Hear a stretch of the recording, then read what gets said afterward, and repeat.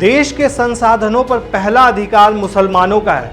PM Modi के इस बयान के बाद सियासी गलियारे में तूफान खड़ा हो गया है। इस मामले पर काफी ज्यादा बहसबाजी हो रही है। कोई इसे धर्म का राजनीतिकरण बता रहा है तो कोई इसे सही ठहरा रहा है। इसी बीच विरासत टैक्स का भी काफी ज्यादा जिक्र किया जा रहा है। वहीं इस पूरे मामले पर पीएम मोदी ने भी प्रतिक्रिया दी है। साथ ही यूसीसी और एक देश एक चुनाव पर भी जोर दिया है। चलिए समझते हैं पूरी कहानी, क्या है ये पूरा मामला। दरअसल हाल ही में पीएम मोदी ने दावा किया था कि अब कांग्रेस का कहना है कि वो विरासत टैक्स लाएगी, माता पिता से मिलने वाली विरासत पर भी टैक्स लगाएगी। आप जो अपनी मेहनत से संपत्ति जुटाते हैं वो आपके बच्चों को नहीं मिलेगी, बल्कि कांग्रेस सरकार का पंजा उसे भी आपसे छीन लेगा। लेकिन कांग्रेस के मैनिफेस्टो में इसका कोई जिक्र नहीं है। इसमें बस इतना कहा गया है कि हम नीतियों में बदलावों के माध्यम से धन और आय की बढ़ती असमानता का समाधान करेंगे। अमेरिका में रहने वाले कांग्रेस के पूर्व सलाहकार सैम पित्रोदा ने कहा था कि विरासत टैक्स एक दिलचस्प विचार है, लेकिन पार्टी ने औपचारिक रूप से उनकी टिप्पणियों से खुद को दूर कर लिया है।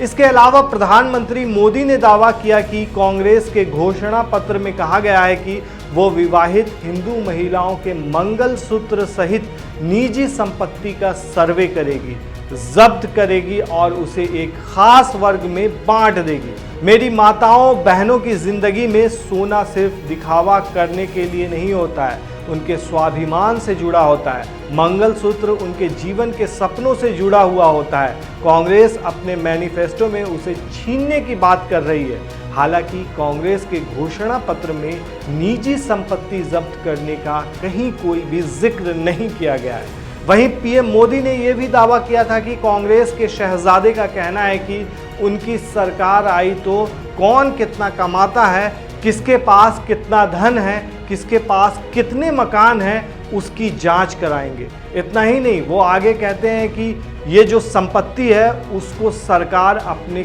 कब्जे में लेकर सबको बांट देगी। यह उनका घोषणा पत्र कहता है। देखा जाए तो कांग्रेस के घोषणा पत्र में यह नहीं कहा गया है। 6 अप्रैल को घोषणा पत्र जारी करते हुए राहुल गांधी ने कहा था कि हम देश का एक्सरे करेंगे। पिछड़ा वर्ग, दलित, आदिवासी, सामान्य वर्ग के गरीब लोगों और अल्पसंख्यकों को पता चल जाएगा कि देश में उनकी हिस्सेदारी कितनी है। हालांकि उन्होंने यह नहीं कहा था कि पार्टी निजी संपत्तियों को जब्त करेगी और बांट देगी। वहीं अब इस पूरे मामले पर प्रधानमंत्री मोदी ने अंग्रेजी अखबार द टाइम्स ऑफ इंडिया को एक इंटरव्यू देते हुए खुद पर ध्रुवीकरण वाले बयान देने के आरोपों को पूरी तरह से खारिज कर दिया है। उन्होंने कहा है कि कांग्रेस ने धर्म के आधार पर आरक्षण देने के लिए कानून बनाकर संविधान का उल्लंघन किया है। ये ध्रुवीकरण नहीं है। वहीं पीएम मोदी अपने उस हालिया बयान के पक्ष में अड़े रहे जिसमें उन्होंने कहा था कि पूर्व प्रधानमंत्री मनमोहन सिंह ने कहा था कि देश के संसाधनों पर पहला हक अल्पसंख्यकों का है। लोकसभा चुनाव के तीसरे चरण के मतदान से पहले प्रधानमंत्री नरेंद्र मोदी कांग्रेस पर अब जमकर हमला बोल रहे हैं। विपक्षी नेता सैम पित्रोदा के विरासत कर के बयान पर उन्होंने कांग्रेस को घेरा है। प्रधानमंत्री ने स्पष्ट रूप से कहा है कि वो देश में कभी विरासत टैक्स को लागू नहीं होने देंगे। पीएम मोदी ने कांग्रेस सांसद राहुल गांधी के संपत्ति बंटवारे के विचार को एक अर्बन नक्सल सोच बताया है। हालांकि उन्होंने ऐसा कुछ कहा नहीं था। इस दौरान उन्होंने ये भी कहा कि वो यूनिफॉर्म सिविल कोड लाने की तैयारी में है।